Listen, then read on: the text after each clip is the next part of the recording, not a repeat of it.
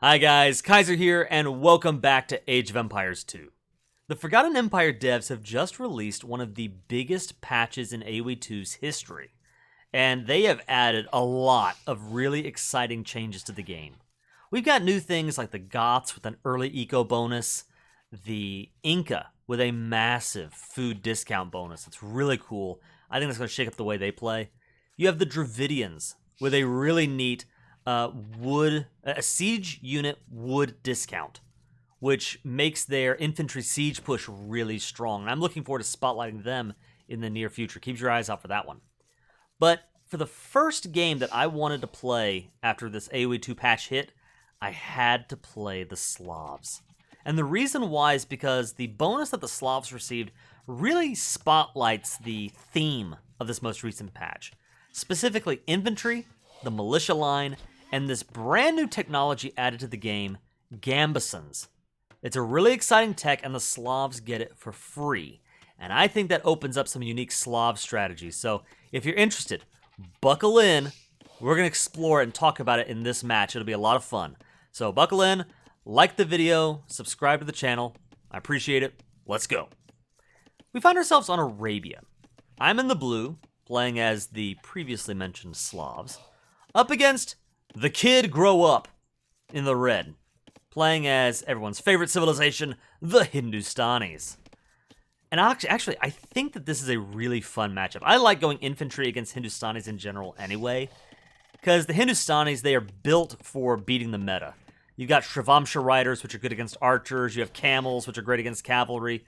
But in order to counter infantry, you got to get in the castle age. You got to mass up the unique unit. It's just a little bit more unwieldy. And I've noticed that Hindustani players, they like those unique units, the Shrivamsha and the camel so much, that they seem to be a little hesitant to actually go into archers or some other anti-infantry plays. So I like this matchup already. I think this is a pretty fun one. I think Slavs are a good choice here, especially because I do want to play infantry. Why? Well, let's talk a little bit about this Gambesons technology. It's available in the Castle Age for about half of the civilizations in the game, give or take. And what it does is it gives your militia line units, your swordsmen, an additional 1 pierce armor. So it makes them more resistant against not just archers, but also base defenses, town centers, and towers and the like, right? And skirmishers too, right? So anything that does pierce damage, infantry are a little more resistant to it. Now, I don't think Gambesons makes infantry an anti-archer unit, not at all. I think an archer player still wins that fight, but it takes a little bit more awareness from the archer player. It's not as brain dead easy to, counter an infantry push with archers. They just have some resiliency that you have to be aware of as the archer player, right? So you got to keep an eye on that. And the thing about the Slavs is their bonus that's been added in with this most recent patch is, just like supplies, the Slavs get Gambesons for free. Now, I think that this actually makes the Slavs very unique among all of the civilizations that get Gambesons. The Slavs get it for free. And that's unique in my opinion, not just because they save, I think it's 100 food and 150 gold, or maybe it's vice versa, 150 food and 100 gold, one or the other.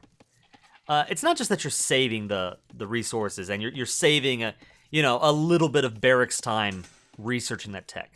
It's not just that.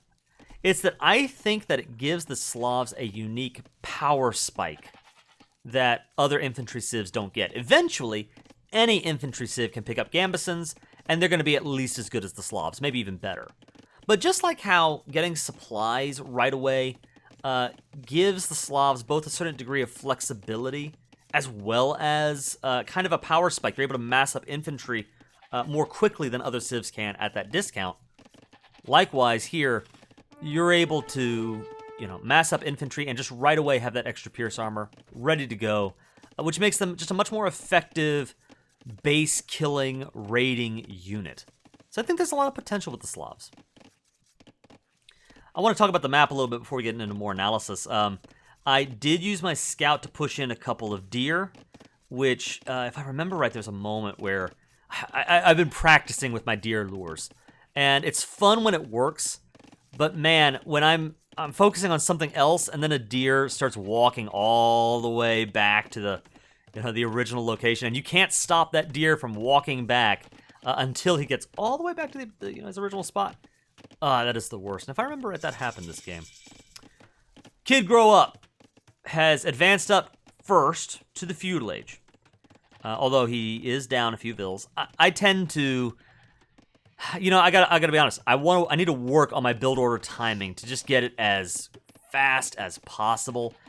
My playstyle is all about building my economy. I am a fast castler at heart, and even when I want to go for some kind of rush, I can't help but add in just one more vill, a little extra vill on wood, it'll help out my eco, a little extra vill on gold. And I ended up slowing myself down because of my own greed, right? So here, I thought it would be fun to try to practice a men-at-arms play, scout rush sort of situation. I would not watch this video as a build order. This is something I'm trying to learn myself. But here we go. We've got, on the field, 3 militia and a scout versus, here we go, we have 2 enemy scouts on the field. There we go. The third one just popping out now. So we've got 3 scouts versus my 3 militia and a scout. I'm back at base. One of the things that's nice about going with an infantry play is you know what you need resource-wise. You need food, you need gold, and once you get supplies, which the Slavs get right away, you get those resources. They're cheaper. It's cheaper than ever to mass up these units. So here we go, trying to get some damage in. He has walled up. Good for him. But I think we are accruing a little bit of idle eco time. Unfortunately for me, the Kid Grow Up has gone for an attack of his own. And I do not have my loom upgrade. Do what I say, not what I do. Get loom. Just trust me on this. Get it. So yeah, we just lost a vill. Actually, 2 vills. We lost 2 vills there, and I don't think we needed to lose 2 vills. But again, in my greed, did not pick up loom, and that was a mistake. Fortunately for me, all 3 scouts go down for the Kid Grow Up. So that's nice. Each scout, 75 food. 75, 150, 225 food. Really down the drain for him. Was it worth it to get 2 vill kills? Nah, I don't think so. Each vill is worth 50 food. Then you have to add in the time that they would have spent collecting resources. It's not as bad as it could have been, but nah, I don't think that was worth it for him. And now, I'm the one putting pressure on. Both of us doing pretty decently, I think, with the idle TC time. Kid Grow Up at about 30 seconds. I'm down at 20 seconds of idle TC time. But look at this, more scouts doing raiding, being annoying, getting a vill kill, and just being a thorn in my side. Good for him. Meanwhile, over here, this is why, if you're going to do a men-at-arms rush, or in this, it's not even men-at-arms yet, a militia play, right? Speed is everything. And this is why it's important to be able to queue up at 19 vills or whatever it is, instead of the, 22 that I queued up with. Because that makes the difference between you getting your infantry in before the walls go up, and the infantry being stuck on the outside, chipping away at palisade walls. But here we go. Putting some damage in on this house. And trying to keep my eco going at home. Both players still doing pretty well ITC-wise.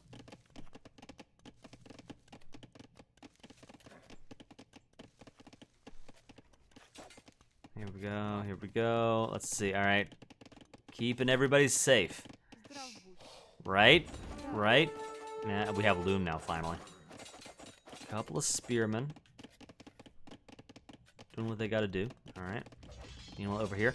Alright, this house is going down, and I am focused on what's happening over here. Right? I'm paying attention to these scouts. I'm trying to keep my vills alive and get some damage in. I don't see these guys just walking over doing their thing. This is the AI. These are bloodlusted militia, just going in, handling their business. So they finally break into the wall, and what do? They just fall apart and they die. Useless. Yeah, so that's where the start is really not great for me. I've lost 3 villagers. I messed up my militia rush, my militia play. I didn't want to call it a rush. It was kind of slow. I never picked up the men-at-arms upgrade. So, really, not the best militia play not the best militia play by any means. And actually, I actually prefer it that way. I really like showing you a match that started off kind of rough because I think it shows the potential of this strategy that we're going to try out here. I'm throwing down a stable and a second blacksmith because I do want to try to, get in a certain amount of, military, kind of a mixed composition. I don't want to necessarily go all in infantry. I want to be able to have a stable up so that I can make a switch. And one of the other bonuses that the Slavs got, if I remember correctly, the Boyar are now a little bit cheaper. So, let's see what happens here. Another Vil goes down, and the scout runs away. Ugh. All right, we're at 5 Vils down. The kid grow up is up 6 Vils on me. Both of us going up to the castle age at about the same time. So at this moment, the kid grow up is winning. Now, here's one of the things that I do love about this strategy, and would have worked even better if I hadn't lost 5 Vils. But one of the things that I love about infantry play and the potential about going infantry versus, say, cavalry is if you're going to go knights, you need to wait until you're in the castle age to start producing units, right? If you are playing infantry, you want to go into men-at-arms, long swordsmen, and by the way, long swordsmen, one of the reasons I'm really excited about this strategy is that long swordsmen have long been one of the most misaligned units in the game. A lot of people say, long swordsmen really don't belong in the meta, they're weak. You either play with early infantry, like men-at-arms, militia, or you wait until that post-imperial phase, you get swordsmen out to deal with trash, but long swordsmen just don't belong in the game. At a pro level or a meta level, they don't really fit. And I think if they do fit anywhere, it's going to be with the Slavs, because you have a really cool timing attack that you can do with the Slavs. Now, I don't have as many militia units coming out as I wanted to. Like right now, I'm about to tech up, and I'm going to start pumping out my first units right here. I could have been earlier in the feudal age, queuing up these men-at-arms faster and having a ball of castle age units ready to go pretty quickly, right? You already have the units, you just pick up the long swordsman tech, and you're ready to rush in and attack. That's one of the strengths of crossbowmen, because you can build up an archer ball in the feudal age, and it's one of the strengths of infantry.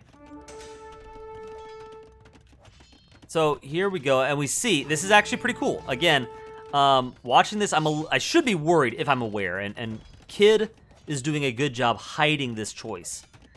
To his credit, he's making one of the choices that I don't see Hindustani players make a lot. Like I mentioned earlier, most Hindustani players, they're so fixated on their Shravamshas or their camels that they're not going to go infantry. I don't know whether Kid saw, let's see if he, can I do that right there? All right, he never saw my extra barracks. He only saw the 1 barracks. So either he's just aware of how the Slavs play, how they can play anyway, and maybe he's just expecting infantry play because we've got a whole new infantry-focused patch. But look at this. All right, so I've got up a ball 16 men-at-arms. They're not long swordsmen yet. I'm picking up the arson technology so that they burn through buildings faster. And if you notice, all right, I've picked up the chainmail armor upgrade, and we've got gambesons for free. So that means 1 + 3, 4 pierce armor for the men-at-arms as they begin their new assault on the Kid Grow Up. All right, so we've got some really strong infantry, arson-empowered infantry, and I've also got a villager coming in behind and building a siege workshop, because one of the things that I love about this play, it's not just the infantry, but the infantry can support one of the Slavs' strongest bonuses, which is that they get a discount on their siege units. So it's very early. If you're wanting to make an infantry onager push, for example, infantry mangonel. Wait a minute, let me watch this. All right, lucky for me, the crossbows kind of move into attack range, So the swordsmen are able to get some damage in. I'm splitting up my infantry so some can kind of harass these vills. The others are going to try to hunt down the archers. Now, I have not picked up squires yet, so the crossbows are a little faster than the infantry. So the bad news is I'm not really getting any more damage in here, but the good news is it's only 4 crossbows, and because of that extra pierce armor, they're really not taking that much damage. All right, getting the ball going. And meanwhile, back at home, you know, I'm trying to keep my TC producing, but I've got up those barracks, and I'm just going to send more and more waves of infantry. Picking up squires now to make sure that, you know, we can, you know, actually outrun the archers. And here we go. My first mangonel is on the field. The Slav infantry bonus synergizes so well with the Slav siege workshop bonus. Siege units are across the board cheaper. And so mangonels can be pretty expensive in this early Castle Age period. And being able to afford cheaper mangoes is a really nice bonus for the Slavs. What you actually see here as mango goes down, and now we've got a town center with crossbows inside, and the crossbows are doing what damage they can, but here we go. These men-at-arms, which are still not longswordsmen, by the way, so I'm not even taking full advantage of this potential yet, right? Here we go. I'm trying to get some damage in, and oh, massive shot right there. Kid blows up the walls in order to try to get you know, some shots in, but instead he's just losing archers left and right. So there's a lot of pressure being put on here. Combo of the infantry and the mangoes. What I'm trying to do is a 1 TC. Well, I say 1 TC. I have a second town center up now. But I'm starting off with an early Castle Age pressure push. Infantry and mangonel in combination.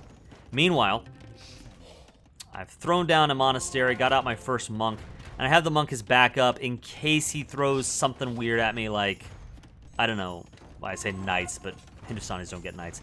If he brings camels in, if he brings in maybe even scouts, right? Just whatever. I wanted a monk up. Maybe for counter siege, or if he goes for siege of zone. And sure enough, he actually comes in with camels. Mine. The perfect choice. So right now the composition, infantry, mangonel, a couple of monks, it is working beautifully. Now I gotta give Kid credit. You know, so he threw down 3 town centers, and I think one of the things that worked for me is that he went heavy into this economic focus. But he's doing a really good job keeping the eco going. You know, he is, he's at about under 8 minutes of idle TC time, which, considering the pressure that I'm putting on, he's got 3 TCs, isn't terrible. It's less idle TC time than I have, and I only have 2 TCs, right? But he's kind of stuck because he wants to go archers. That's his play. That's what he's invested in, are archers. How do you deal with that when you've got mangonel barreling down on your base and a couple of really annoying camels in the back? All right, by the way, long swordsman tech is in.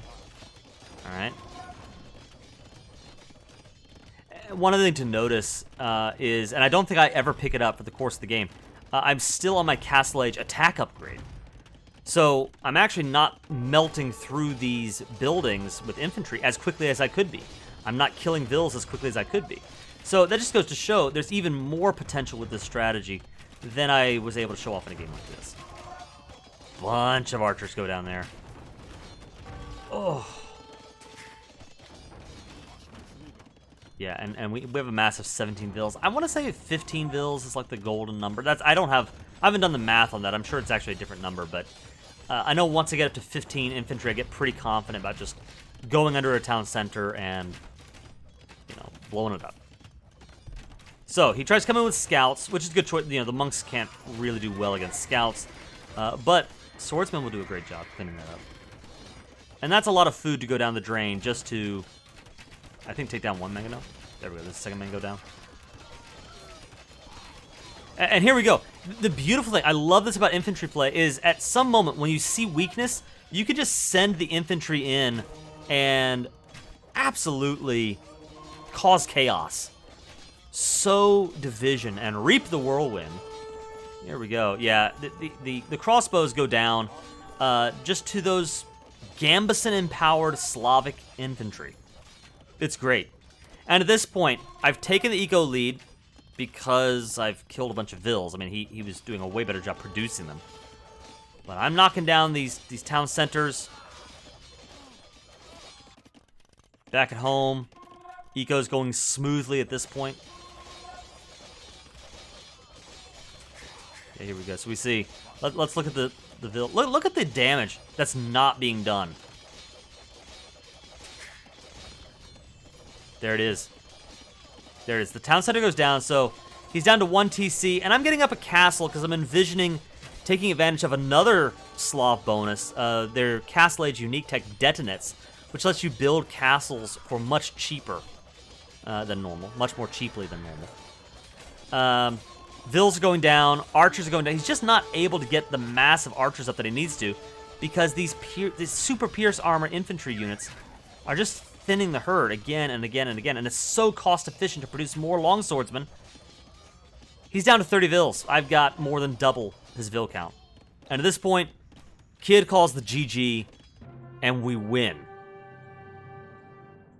I gotta say, in my games so far, and I've got a handful, I've won some and I've lost some. This strategy is by no means foolproof.